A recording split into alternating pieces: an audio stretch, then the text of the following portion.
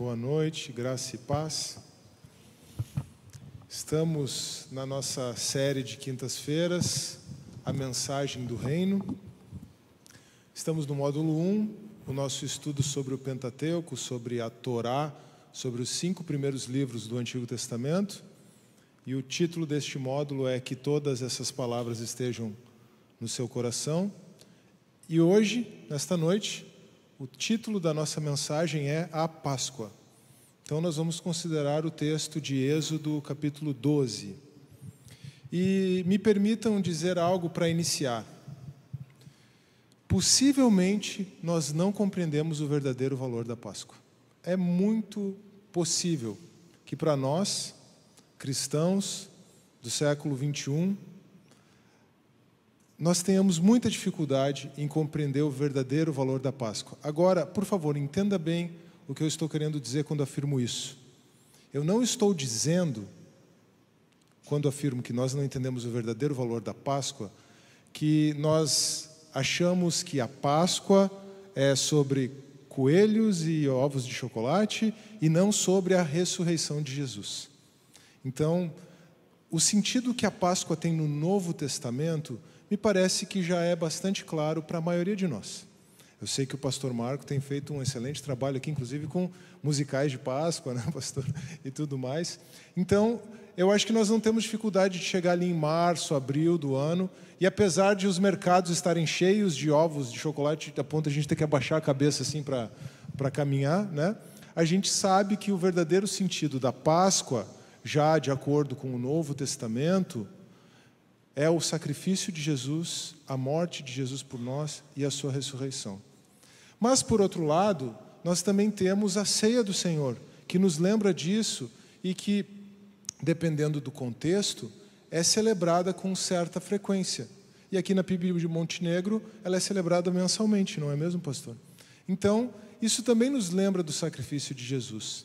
O que eu estou querendo afirmar é que nós possivelmente temos muita dificuldade de compreender o sentido da Páscoa no Antigo Testamento e, de forma mais específica, o sentido da Páscoa para o povo judeu, o valor histórico da Páscoa e como a Páscoa, esse evento aqui de Êxodo 12, então nós estamos falando de Êxodo 12, nós não estamos falando lá da Páscoa, da ceia nos Evangelhos, da última Páscoa, da morte de Jesus na Páscoa e da sua ressurreição, não.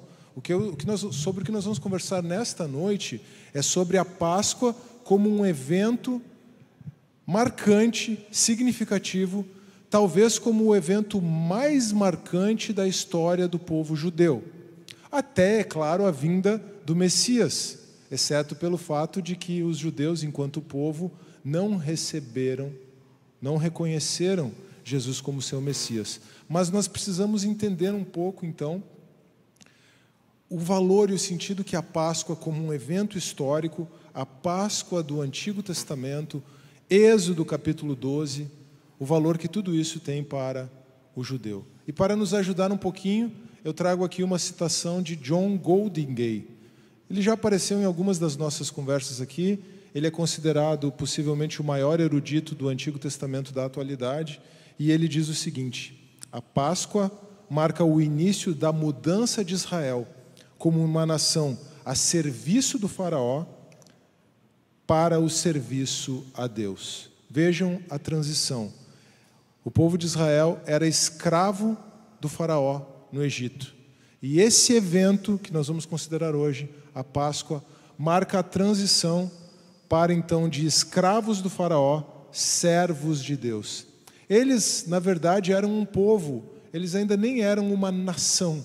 É apenas com a saída do Egito que eles podem, de fato, começar a se constituir como uma nação, o que vai levar ainda 40 anos de peregrinação no deserto.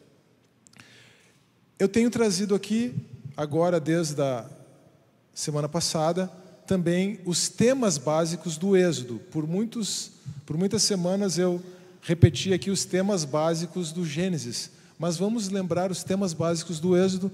Antes, talvez, eu só gostaria, sem slide aqui, mas de verificar se vocês lembram qual é a metanarrativa bíblica.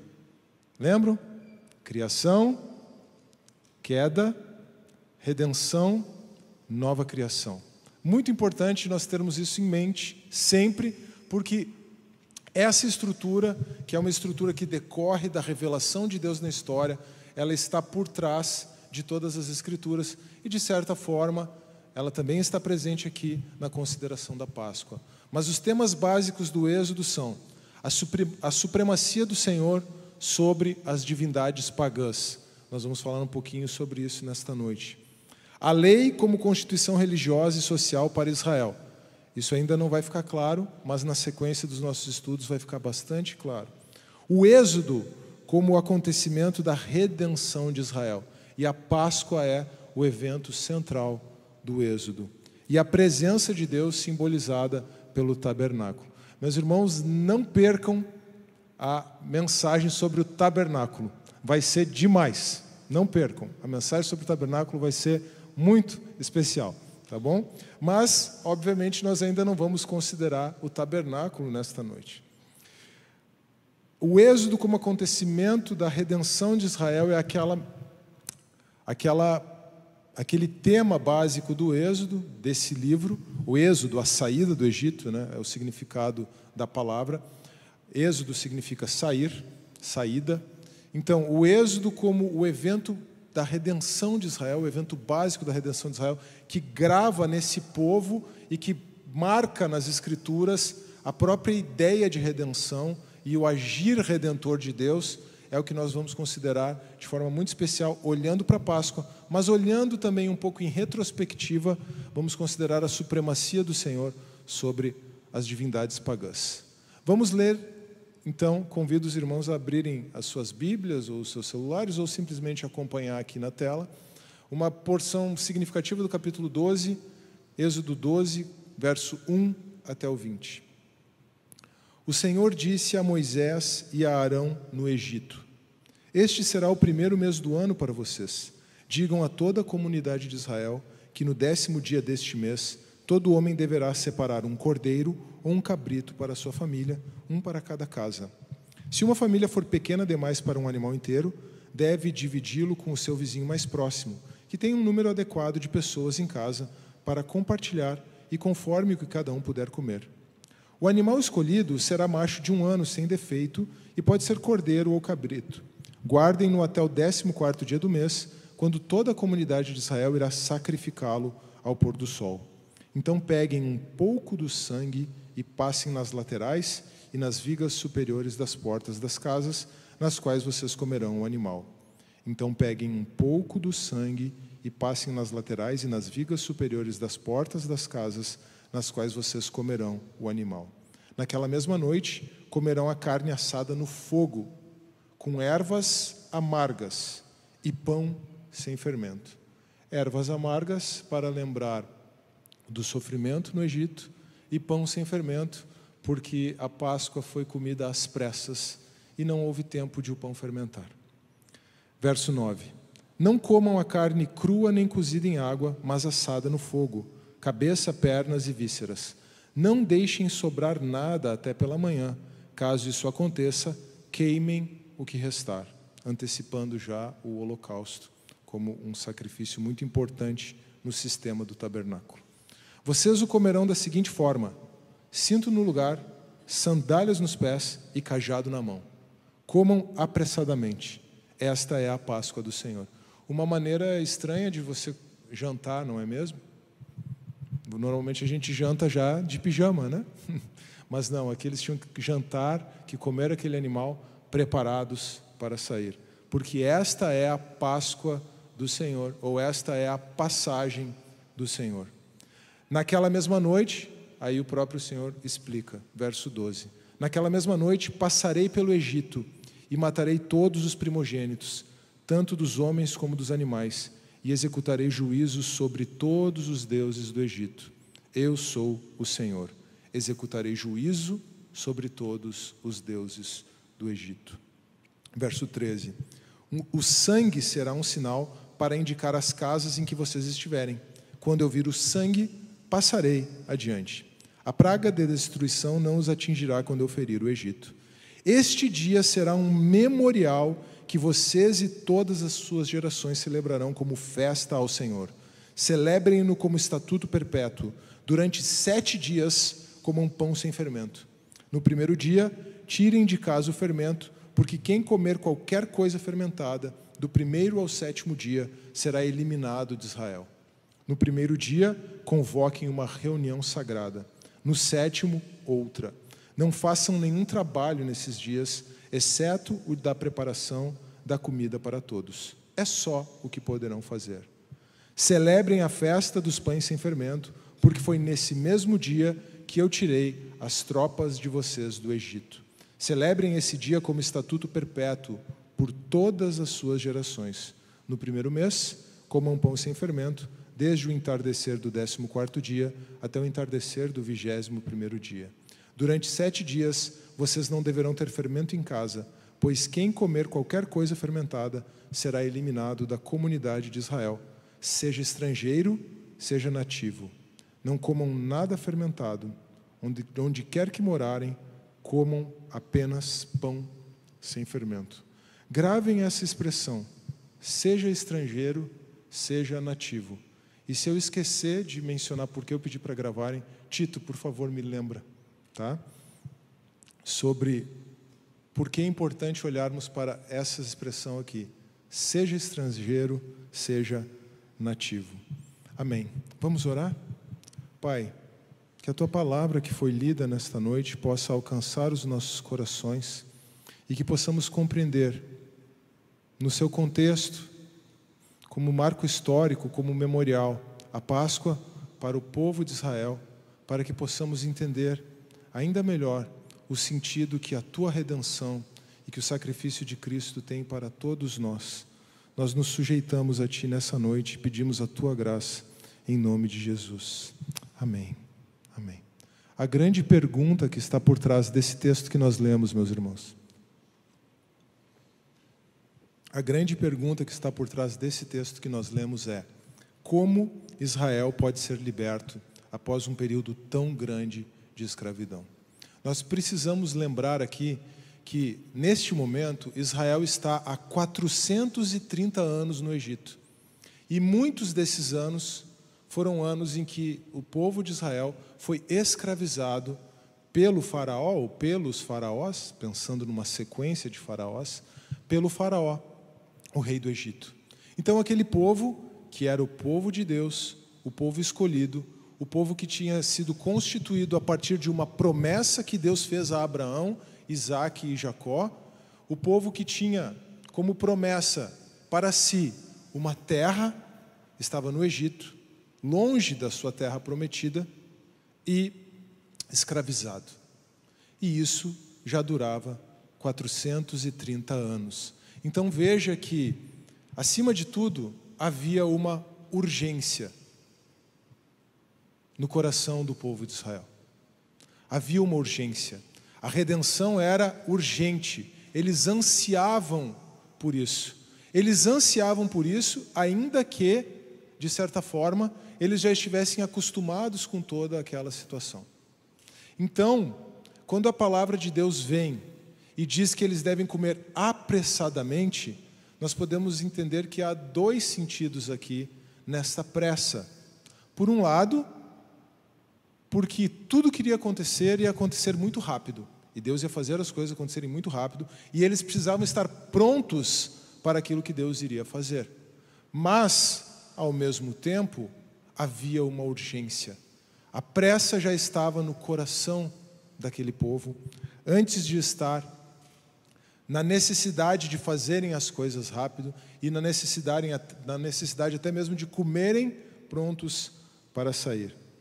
Então, essa pressa, ela tinha a ver não apenas com a urgência dos eventos, mas também com o esgotamento emocional do povo e como um basta dado por Deus a toda aquela situação.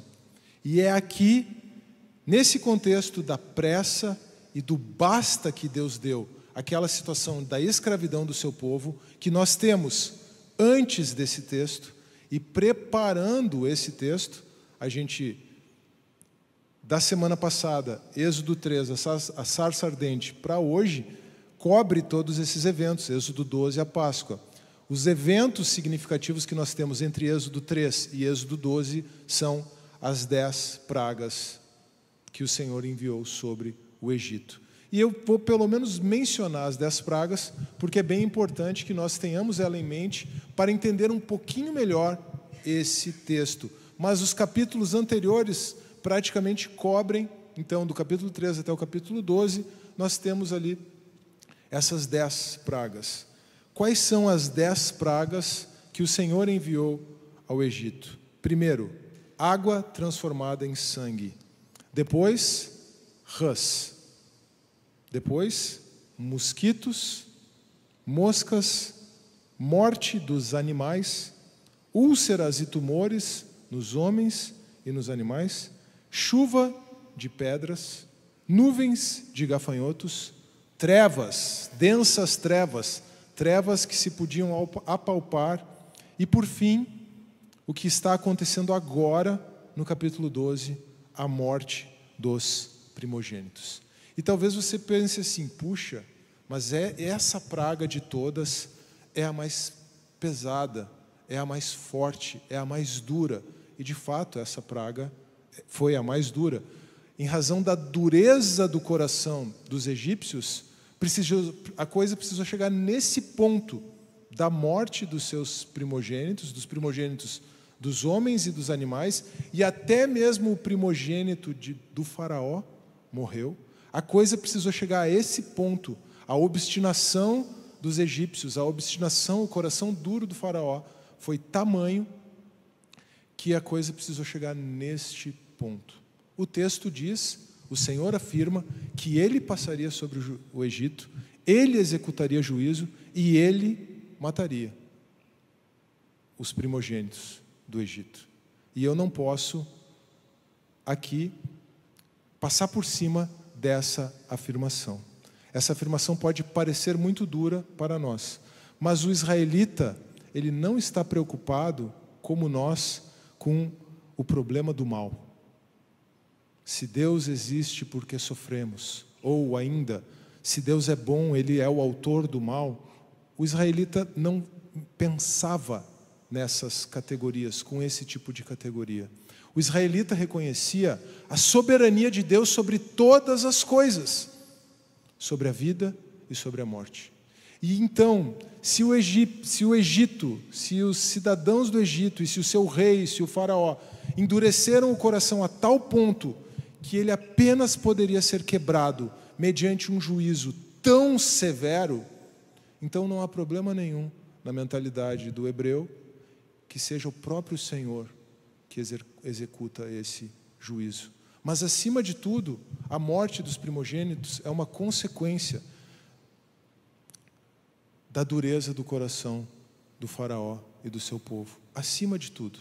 Então, quando nós vemos Deus executando juízo, é por causa da dureza do coração daquele povo e de tudo aquilo que aquele povo do Egito havia sujeitado, havia submetido, havia imposto ao povo de Deus de forma injusta. Então Deus está exercendo juízo, realizando a sua justiça. Tem uma série de fatores ligados aqui, tem uma série mesmo de fatores. Isso nos comunica que Israel é o primogênito de Deus. E que Deus então está salvando, livrando o seu primogênito por meio do juízo sobre os primogênitos do Egito. Isso se conecta, aí claro, Israel como primogênito, isso tem a ver com Israel como um povo, como povo escolhido para ser luz para as nações, para contribuir com Deus no seu trabalho de trazer ordem ao caos. É isso que significa criar no contexto do Pentateuco, trazer ordem ao caos.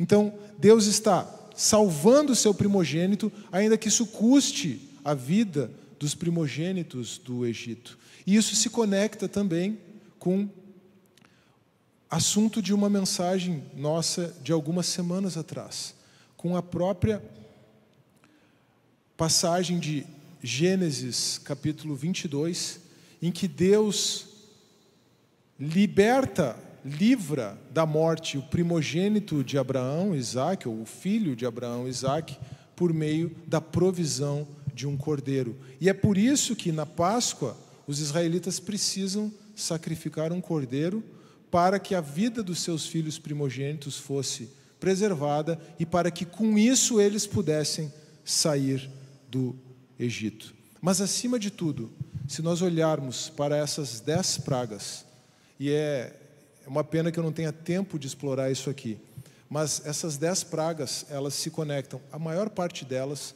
com os próprios deuses do Egito. Então, havia o deus lá da saúde, e aí você tem úlceras e tumores.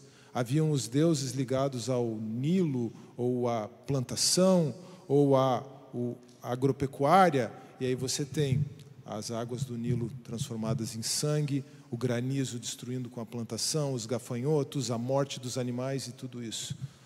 As trevas, a escuridão eram o principal medo do Egito, e a própria mitologia deles girava em torno da morte ligada com a noite e do surgimento da vida no dia. Eles realmente pensavam que a noite era um período de morte, e aí Deus está trazendo sobre eles exatamente aquilo que eles mais temiam. O Senhor está afirmando a sua superioridade em face das divindades pagãs. Deus afirma no verso 12 que Ele mesmo exercerá juízo sobre o Egito e sobre os seus deuses. Juízo sobre o Egito e sobre os seus deuses. E o juízo sobre os deuses do Egito pode ser entendido de 3 formas.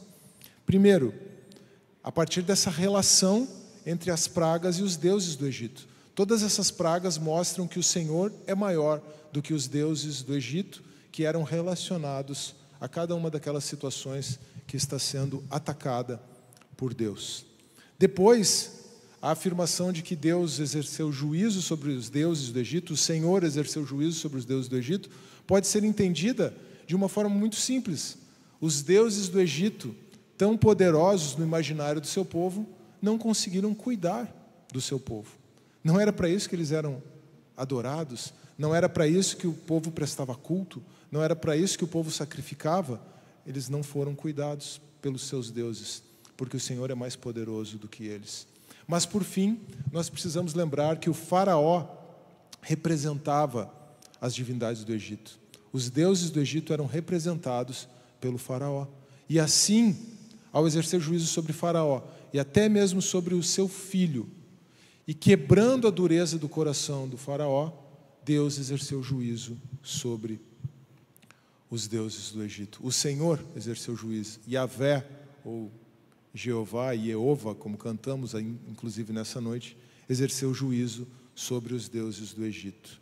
A pergunta que nós podemos nos fazer diante desse texto e diante da urgência desse texto é: como nós podemos ser libertos da escravidão do pecado? A Bíblia nos ensina, irmãos, que quem pratica o pecado é escravo do pecado, assim como o povo de Israel era escravo no Egito. E aqui é muito importante nós entendermos o que é o pecado. Muitas vezes, quando nós falamos em pecado, nós imaginamos coisas ruins que as pessoas fazem. Coisas muito sérias, como adultério, como assassinato, ou coisas mais leves, como mentira. Mas, no meio evangélico, existe o jargão, né? Não existe pecadinho e pecadão. Tudo é pecado. E isso é uma verdade. Porque a questão não é a gravidade do ato. A questão não é nem tanto o ato, ainda que o ato seja algo muito importante, e ainda que os atos possam ser muito graves, mesmo aqueles que parecem mais inofensivos.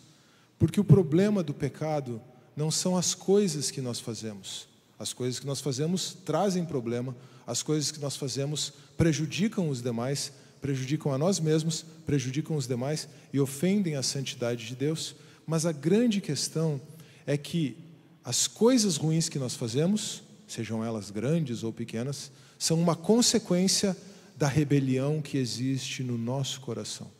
Existe um desajuste entre o nosso coração e o nosso Criador, que criou o nosso ser. E é esse desajuste, é essa rebelião, é essa rebeldia que está lá no fundo do nosso ser, que se chama pecado. Você poderia até colocar um artigo definido: o pecado. ou então pecado com P maiúsculo. É a quebra do relacionamento com Deus, é a ausência de comunhão, é a inclinação do nosso coração no sentido contrário a Deus e às coisas de Deus e à palavra de Deus. É um desacordo moral, é um desajuste moral. Isso é o pecado. Os pecados são consequência disso que está lá dentro. As coisas que nós vemos externamente são consequência do interior. E todos nós, a palavra de Deus ensina, todos somos pecadores, porque todos temos esse desajuste. Todos nós, em maior ou em menor medida, estamos voltados mais para nós mesmos e para as coisas que nos interessam do que para Deus e para as coisas de Deus. E todo aquele que pratica o pecado, como consequência desse desajuste, é escravo do pecado, porque na verdade nós somos escravizados à nossa própria vontade, somos escravizados ao nosso próprio eu. Vejam que assim como foi com o faraó, muitas vezes, o nosso coração se endurece tanto, que a única saída que Deus tem para nos despertar é aplicar um juízo severo.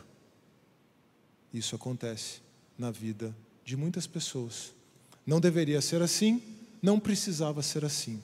Mas essa severidade do juízo, então, é por conta de alguma maldade de Deus, malignidade de Deus? Não, pelo contrário. Deus é benigno, Deus é misericordioso. A severidade do juízo é decorrente da dureza do nosso coração. E se Deus aplica um juízo severo sobre as nossas vidas, é porque Ele sabe que, assim como foi com o faraó, essa é a única maneira de Ele quebrar o nosso coração, a nossa obstinação e nos trazer para perto de si.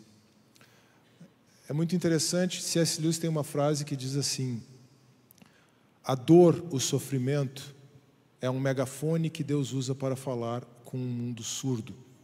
Essa é uma resposta que Ele tem, Deus usa para tentar despertar o mundo surdo. A dor, o sofrimento, é o megafone que Deus usa para tentar despertar um mundo surdo. Claro que Ele está falando isso na perspectiva do problema do sofrimento, mas eu quero dizer que muitas vezes nós estamos tão obstinados e tão endurecidos que Deus precisa exercer juízo sério contra nós. Eu não estou dizendo que todo sofrimento, de maneira nenhuma, eu não estou dizendo que todo sofrimento é decorrente de juízo de Deus, de maneira nenhuma. Eu não estou dizendo que toda doença é consequência de juízo de Deus. Pelo contrário, nós oramos por muitas pessoas nessa noite e eu não tenho a pretensão, a ousadia ou o disparate de dizer que qualquer um desses queridos irmãos que nós oramos aqui está sofrendo juízo da parte de Deus. Não estou fazendo isso. O que eu estou dizendo é que cada um examine a sua própria vida e veja. O que eu estou propondo é que cada um de nós examine a sua própria vida e veja, olhe para trás e perceba os momentos em que o nosso coração duro exigiu da parte de Deus medidas extremas para nos despertar e para falar conosco. Agora, sabe o que é muito interessante? É que, em razão da rebelião, muitas pessoas sequer, essa rebelião, esse desajuste interno, muitas pessoas sequer conseguem ver a maldade das suas atitudes. A pessoa está tão desconectada de Deus, a pessoa está tão separada de Deus por causa do pecado, que ela nem mesmo consegue ver a maldade das suas atitudes. E ela acha que tudo que ela faz é certo, tudo que ela faz é justificado. Hoje em dia as pessoas têm até mesmo problema com a palavra pecado. Já viram isso? Há contextos em que você não pode nem mesmo usar essa palavra. Isso é uma coisa retrógrada, isso é uma coisa ultrapassada. Por quê? Porque as pessoas não acreditam que possam estar fazendo qualquer coisa errada, porque não entendem que o desajuste está no seu interior para com Deus. E se Deus então exerceu juízo, se o Senhor exerceu juízo sobre os deuses do Egito, nós podemos perguntar: quem são os deuses dos tempos atuais? Acima de tudo, para respondermos à pergunta, quem são os deuses dos tempos atuais? Eu preciso dizer para vocês, irmãos, que acima de tudo, os deuses de hoje em dia somos nós mesmos. A sociedade contemporânea promove de forma frenética, de forma descontrolada, o culto ao eu. E a partir do culto ao eu, o culto a todas as demais divindades, a todos os demais ídolos. Mas a principal e a mais terrível idolatria dos dias atuais é a egolatria, é o culto ao eu. Então, acima de tudo, eu preciso dizer que você é o seu próprio faraó. Mas é claro que existem outros ídolos, existem outros deuses por aí. Podem ser políticos de qualquer espectro, de qualquer polo do espectro político, podem ser artistas e esportistas. Não raro essas pessoas são chamadas de ídolos mesmo. E não tem nada de errado em você gostar de um artista ou de um esportista. Eu mesmo gosto muito de assistir basquete e gosto muito de assistir o Stephen Curry. Eu sinto satisfação de ver o cara jogando, mas eu não tenho o disparate de dizer que o Stephen Curry é meu ídolo, certo? Outros ídolos do mundo atual, o planeta Terra, a natureza, os animais, todos esses são ídolos contemporaneamente, certo? A natureza, ela tem sido idolatrada. Cuidar a natureza é uma coisa. Idolatrar a natureza e o planeta Terra e colocar a natureza e os animais na frente dos seres humanos é outra. E isso é uma idolatria dos tempos atuais. O corpo também é um ídolo que vem como consequência do culto ao eu. A comida também é uma idolatria. A comida é um Deus. E quanto mais gourmet é a nossa pretensão, né, a nossa tentativa, quanto mais a gente quer gourmetizar a nossa alimentação, mais nós corremos o risco. Eu não estou dizendo que você está fazendo errado ao tentar fazer uma comida gostosa, tá? E eu nem estou dizendo para você não assistir mais o MasterChef, não é nada disso. Eu só estou dizendo que existe um risco aí do culto à comida. Então precisamos ficar muito atentos com isso.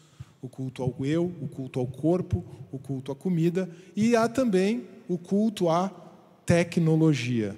E daqui a pouco vai surgir a seita ou a igreja da inteligência artificial. É só um tempo para que isso comece a acontecer, né? Brincadeiras à parte, eu não tenho medo, não tenho problema nenhum com a inteligência artificial. Aliás, eu acho muito bom, muito saudável, se você usar bem. Eu não tenho problema nenhum com a inteligência artificial. O meu problema, o pastor Marcos sabe disso, o meu problema não é com a inteligência artificial, o meu problema é com a burrice natural. Tá? Porque muitas vezes nós nos tornamos dependentes dessas coisas e aí nós eliminamos a nossa capacidade dada por Deus de usarmos a nossa mente. Mas cuidado com o culto à tecnologia. Esses são os deuses de hoje em dia. Alguns deles, é claro. Talvez você tenha pensado em algum, talvez você tenha identificado algum, e eu espero que você tenha identificado na sua própria vida, e não na vida do seu irmão, certo? Porque é para isso que nós estamos fazendo essa reflexão. Mas se esses são alguns dos deuses de hoje em dia, o fato é que no texto, o Senhor está passando pelo Egito. Voltando ao texto, o Senhor está passando pelo Egito. Nós começamos perguntando como o povo de Israel poderia ser livre de tantos anos de escravidão e de opressão, e a resposta é: o Senhor está passando pelo Egito. Páscoa significa exatamente isso, passagem, ou mais precisamente, passar por cima. Então, por um lado, o Senhor passou pelo Egito para exercer juízo sobre os deuses do Egito, como nós já mencionamos. E a morte, então, dos primogênitos, ela tem a ver com o juízo cabal, o juízo definitivo. Eu ia usar juízo final, mas aí poderia remeter a outra coisa, né? Tem a ver com o juízo definitivo de Deus sobre o Egito. Agora, o sentido da expressão Páscoa ou passar por cima, mais precisamente, é que o Senhor passou por cima dos israelitas para livrá-los, para libertá-los. E ele faz isso estabelecendo uma refeição memorial. É muito interessante porque o texto começa com o Senhor falando a Moisés e Arão, dando instruções perceba isso, no começo do texto as instruções são as instruções definitivas já. Deus fala do dia do mês, Deus fala que aquela refeição vai ser uma refeição cerimonial, ou seja, Deus está instruindo aquilo que eles fariam por todos os anos na sequência. E isso marcou a identidade do povo judeu. Até hoje, porque eles não conheceram, não receberam o Messias, eles celebram a Páscoa de acordo com essa prescrição. Pelo menos os ortodoxos, pelo menos aqueles que se mantêm fiéis ao judaísmo enquanto religião. Certo? Então, Deus está estabelecendo as diretrizes para a Páscoa olhando para o futuro, não apenas para aquele momento, mas naquele momento há algo muito especial, porque o sacrifício do cordeiro que serviria de alimento para aquela família, ou para 2 ou 3 famílias, se as famílias forem assim pequenas, o sacrifício do cordeiro tinha como objetivo que o sangue fosse passado nos umbrais das portas. Por quê? O sangue serviria como um sinal. É claro, irmãos, que o sangue não era um sinal para o Senhor, certo? Deus é onisciente, Ele sabe quem são os judeus e Ele sabe quem são os egípcios. Além disso, geograficamente era muito fácil. Todos os israelitas moravam num gueto na terra de Gósen. Então era fácil saber quem era israelita e quem era judeu.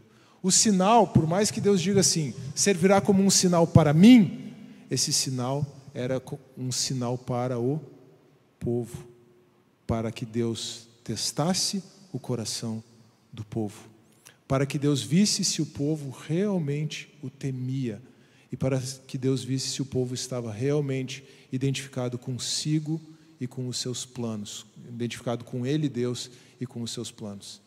Entendem? Então, se algum israelita não tivesse obedecido e passado o sangue,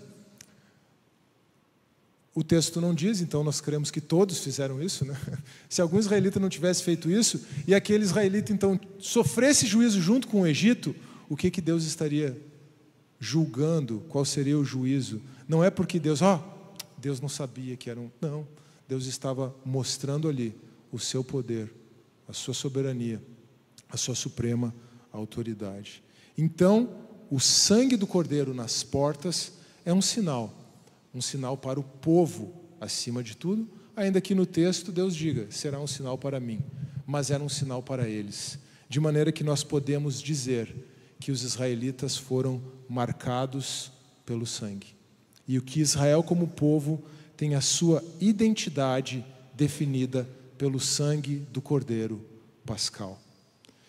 Essa pressa, aquela pressa de Israel, lembram? O povo estava com pressa, não deu nem tempo de o pão fermentar. Por isso, a festa dos pães ázimos, que seria celebrada por gerações e gerações para lembrar disso. Aquela pressa do povo, a urgência, o clamor emocional, a pressa do povo agora passa ao faraó. Diante da morte do seu próprio primogênito e dos filhos dos egípcios, faraó diz, vão embora daqui. Vão embora, por favor, saiam daqui. Vão adorar o seu Deus e levem as coisas que vocês precisam levar. E ele expulsa o povo, mas é muito interessante porque ao sair do Egito, o texto vai falar na sequência, as próprias mulheres então são presenteadas com ouro, prata e tecidos preciosos pelas suas vizinhas egípcias, e tudo isso é feito com um objetivo. Israel sai com todo esse despojo de pedras preciosas e tecidos para poder construir o tabernáculo no deserto. Então até isso, Deus, na sua soberania, estabeleceu. E aí então, é nesse momento que é instituída a Páscoa como uma festa, como um marco, a festa dos pães sem fermento, como algo que começa ali com a Páscoa, mas dura depois por uma semana, e também é nesse momento que os primogênitos de Israel são consagrados. É isso que acontece no capítulo 13. Como os primogênitos de Israel foram preservados com a Páscoa, com a saída do Egito, no Êxodo, então, a partir daquele momento, cada primogênito que nascesse no povo de Israel seria consagrado ao Senhor. É claro que não haveria sacrifícios humanos. Lembra lá de Gênesis 22, lembra que o Senhor proveu o cordeiro, mas então, no lugar do primogênito, o israelita sacrificaria um animal, consagraria um animal ao Senhor. Esse era o sentido da consagração dos primogênitos. Então, assim como o Senhor proveu um cordeiro em Moriá, em Gênesis 22, para Abraão, no lugar de Isaque, assim também o cordeiro da Páscoa foi o sacrifício que substituiu os primogênitos de Israel. Israel, o povo primogênito de Deus, o povo escolhido por Deus. O Senhor que proveu o cordeiro em Moriá, agora proveu o cordeiro pascal e passa por cima do Egito, provendo a redenção para Israel. O texto afirma que saem 600 mil homens do Egito, mais mulheres e crianças. Isso daria, numa estimativa simples, de 2 a 3 milhões de pessoas. O povo de Israel, com 600 mil homens, mais mulheres e crianças, chegaria ao total de 2 ou 3 milhões de pessoas saindo do Egito. Tem algumas dificuldades com essa interpretação, embora essa seja a interpretação mais natural, certo? As dificuldades são que 2 a 3 milhões de pessoas era mais do que a população da terra de Canaã na época. Israel está indo para Canaã, sem contar a população do próprio Egito. Então, alguns afirmam que a palavra 1000, a palavra traduzida por 1000 ou milhar, pode significar famílias ou tropas, certo? Não vou entrar no mérito, porque essa interpretação também tem as suas dificuldades. Então, ou eram de 2 a 3 milhões de pessoas, ou eram 600 famílias ou 600 tropas de exército que saíram do Egito. Não importa aqui, certamente eu não vou tentar resolver essa questão que é debatida até hoje. Mas o povo inteiro saiu. E os egípcios, então, entregaram aos israelitas aqueles objetos, a prata, o ouro e os tecidos que seriam usados na construção do tabernáculo e seriam usados para a construção dos utensílios de culto de Israel no deserto. E juntamente com os israelitas, preste atenção nisso, juntamente com os israelitas saíram pessoas de outras etnias e mesmo egípcios que não viam futuro para si no Egito. Saiu o povo de Israel e saiu um monte de gente junto. O texto afirma isso. O texto afirma que junto com os israelitas saíram pessoas de outros povos e até mesmo egípcios saíram. Os egípcios iam dizer assim: olha só, olha esse nosso administrador aí, está indo mal, né? Olha tudo que aconteceu, vamos embora com esses caras aqui, porque parece que o futuro é com eles, Deus está com eles. Vejam que interessante, o povo de Israel sai, e não saem apenas israelitas do Egito.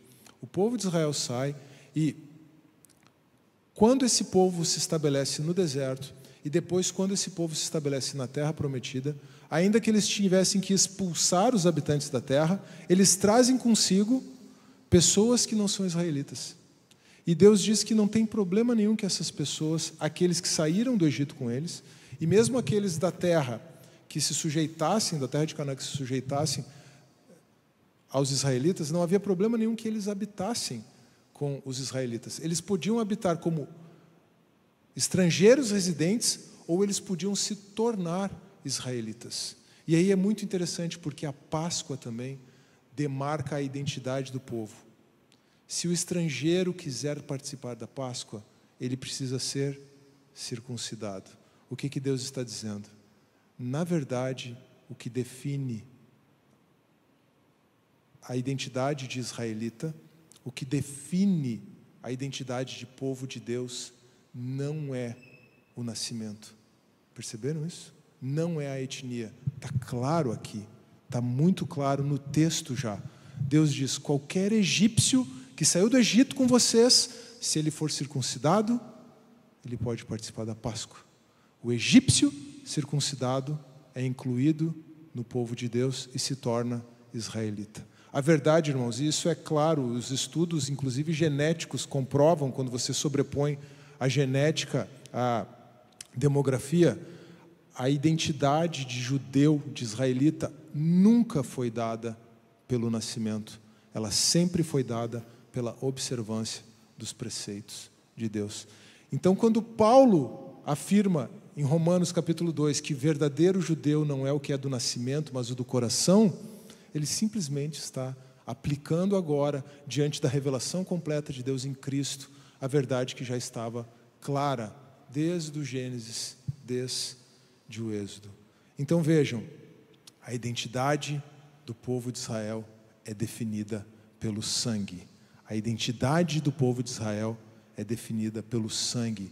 A identidade do povo de Deus é definida pelo sangue. Isso nos leva a concluir que o sangue de Jesus nos torna filho de Deus e nos purifica de todo o pecado. O sangue de Jesus nos torna filhos de Deus e nos purifica de todo o pecado.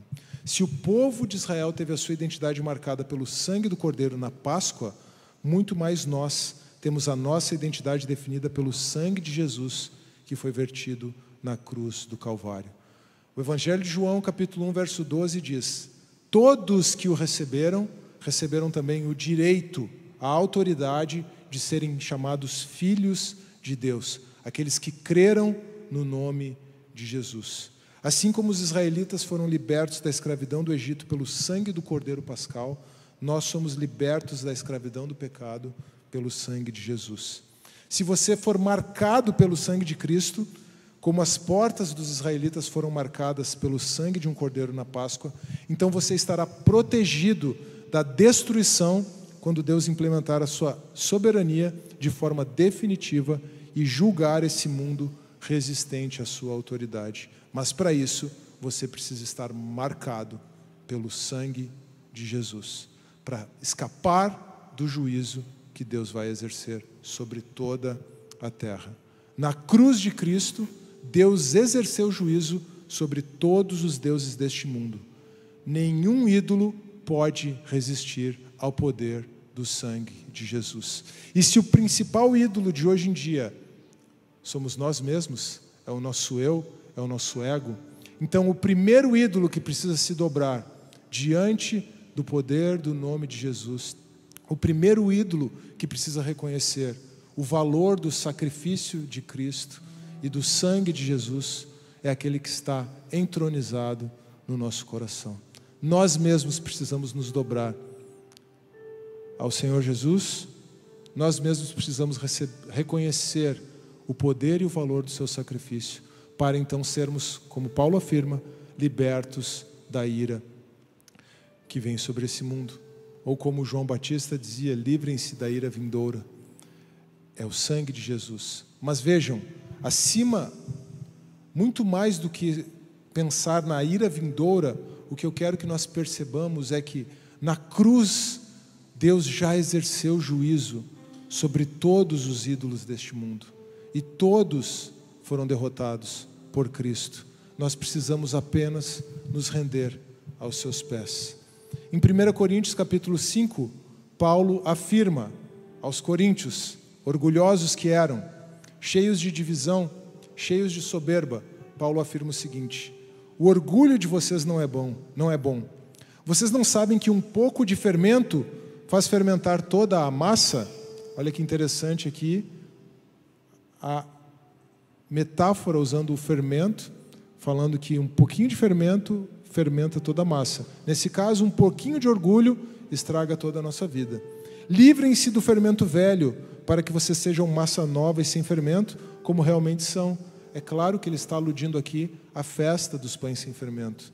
Por isso, ou melhor, pois Cristo, o nosso Cordeiro Pascal, foi sacrificado. Por isso, celebremos a festa, nem com o fermento velho, nem com o fermento da maldade e da perversidade, mas com os pães sem fermento, os pães da sinceridade e da verdade. Paulo está dizendo, assim como Cristo, ou melhor, assim como o Cordeiro Pascal foi morto, e os israelitas comeram naquela ocasião pão sem fermento, porque Cristo, o nosso Cordeiro Pascal, foi sacrificado, livrem-se do fermento, do orgulho, da maldade, e celebrem a festa, não agora apenas como um memorial.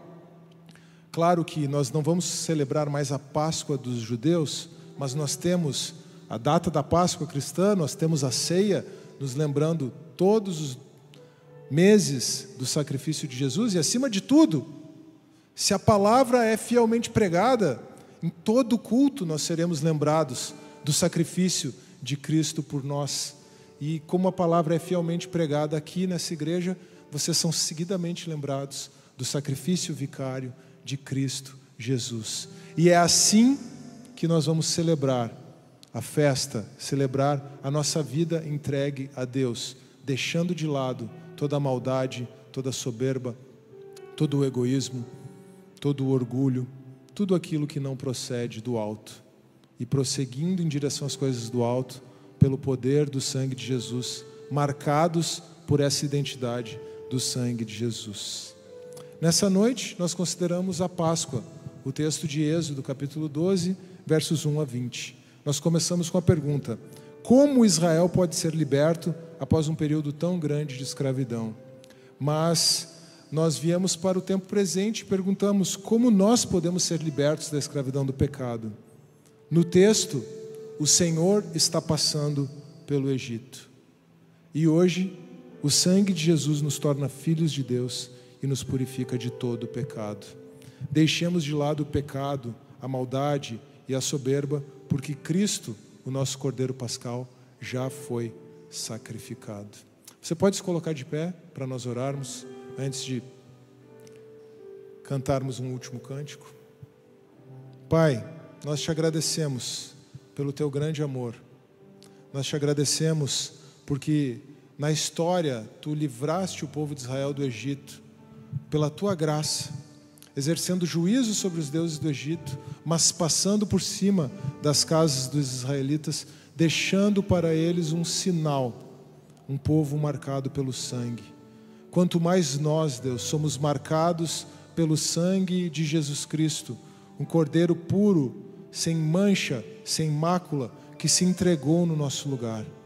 E esse sangue que nos purifica de todo o pecado, nos leva a viver uma vida também sem hipocrisia, sem orgulho, sem maldade, tirando fora todo o fermento velho e vivendo novidade de vida que tu tens para nós. Eu oro por mim e oro por todos os meus irmãos aqui nessa noite, para que a tua palavra penetre nos nossos corações e possamos viver assim, em novidade de vida, como ela nos ensina. Amém.